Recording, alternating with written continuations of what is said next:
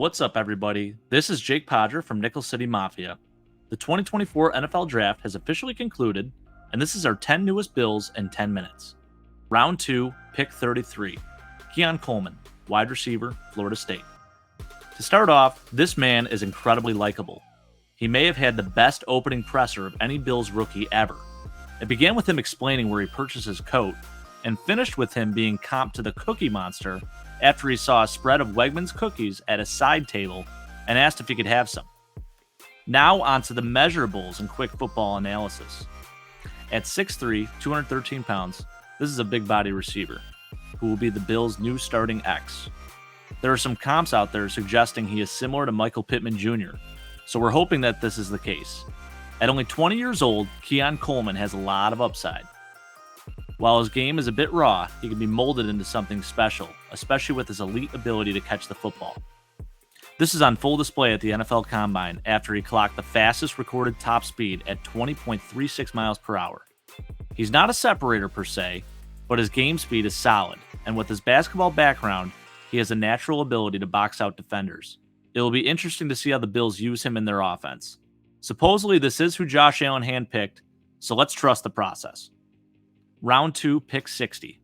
Cole Bishop, safety, Utah. This is my favorite pure safety prospect in this draft. He has Pro Bowl potential, and the Bills absolutely nailed this one. If you're familiar with Harrison Smith, who plays for the Minnesota Vikings, this is his clone. I love this move, and the Bills have a potential day one starter there for a needed position. He can play either strong or free safety, and can also play in a similar role to what Saran Neal did in previous years, operating as a bigger nickel who can cover tight ends. Sprinkle that in with his high IQ, ability to play up the line of scrimmage, and the fact that he is an elite blitzer, this truly was a home run pick. Round 3, pick 95. Dwayne Carter, defensive tackle, Duke.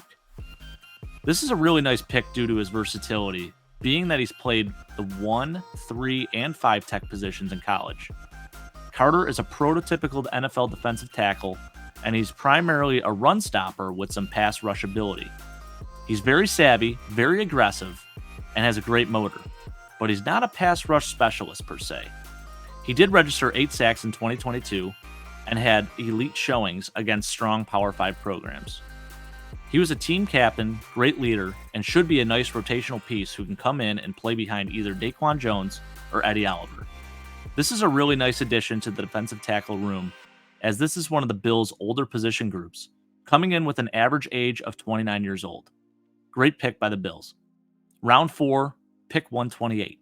Ray Davis, running back, Kentucky. Ray Davis is a good prospect with an even more incredible story.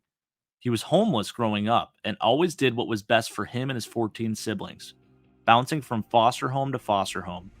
His character certainly came to light throughout the draft interview process, and Brandon Beane most likely recognized that there was going to be a string of running backs selected throughout this round.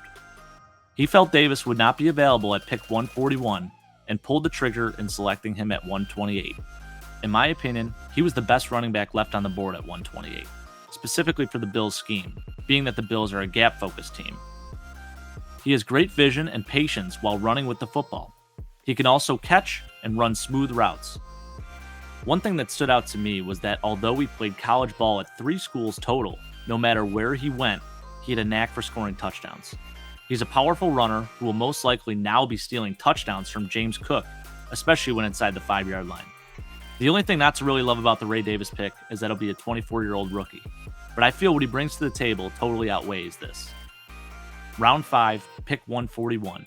Cedric Van Pran-Granger, center, Georgia. This was an absolute steal in the 5th round, and crazy enough, it might just be my favorite pick in the draft.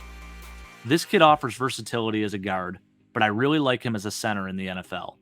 At Georgia, he started 44 straight games and only gave up 1 sack and over 1,300 career pass blocking reps, with 0 sacks given up this past season.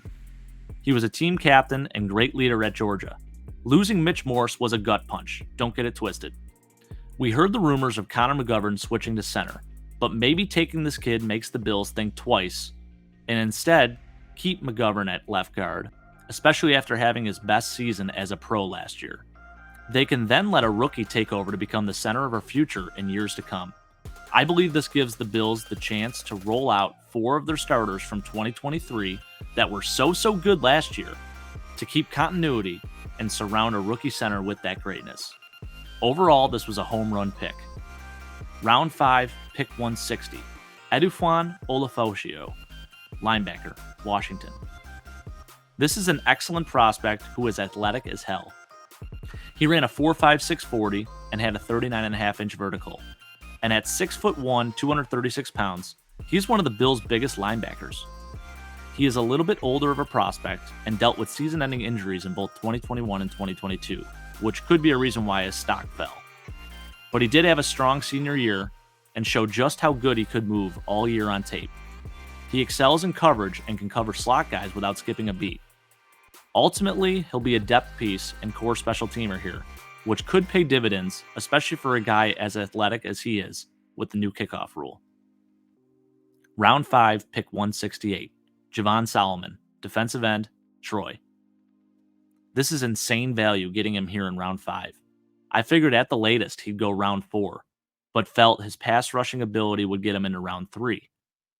He didn't test as well as most thought after claims he'd run high 4.4s in the 40 and instead ran 4.72. But his game speed and burst are great.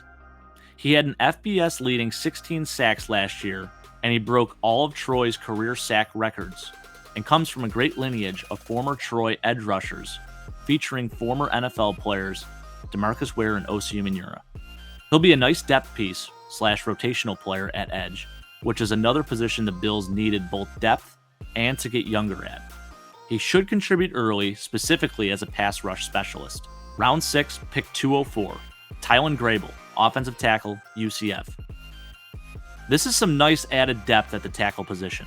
At 6'6", 306, Tylan Grable is a project player with a lot of upside. He is really athletic and started his career as a tight end at Jacksonville State before eventually making the switch to left tackle. He has really quick feet and is a decent pass blocker, but his technique needs a bit of refinement at the next level. Overall, not a bad pick here to add some depth to the offensive line. Round 6, pick 219. Daquan Hardy, cornerback, Penn State. The Bills strike again in the later rounds of the cornerback position and take a guy who is an athletic freak. He ran a 4.38 40 and jumped 42.5 inches for his vertical. While in college, he was part of a loaded Penn State cornerback room, but led the team in pass breakups last year and a previous season. He projects to play nickel on defense at the next level, as he did in college, but where his value really lies is as a returner. Hardy led the nation in punt return touchdowns this past season, and his return skill set alone made teams feel he was draftable. Don't be surprised if he becomes the starting punt returner for the Bills in 2024. We would essentially be exchanging Deontay Hardy for Daquan Hardy. Round 7, pick 221. Travis Clayton, offensive lineman, England. Perhaps one of the most interesting selections of the draft, Travis Clayton has never played a down of American football. The Bills are hoping they got their next Jordan Mailata. It was a really cool moment during the draft because Travis was actually in Detroit at the draft, and when his name was called, he got to walk up on stage with his flag draped around him. He moves well from what I saw during his NFL workout at South Florida, and comes from a rugby, boxing, and rowing background, so very athletic. He has good body control from what it seems, and looked fluid in his pass pro drills. At 6'7", 301, he ran a 4.79 40 as well, which truly is moving at that size.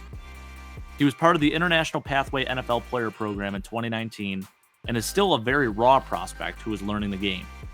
The good news is that he will not be taking up a roster spot, and the Bills can keep him up to 4 years without any worry of him being poached by another team. The bottom line here is that this is indeed a project pick, which typically is the case in round 7 anyways. The story is pretty awesome, and looking forward to seeing how this transition to football goes for him. Overall, while there were some initial questions, I really did like what the Bills did in this draft, especially in the later rounds. With this being arguably one of the more important drafts of the McBeane era, time will tell how this all pans out.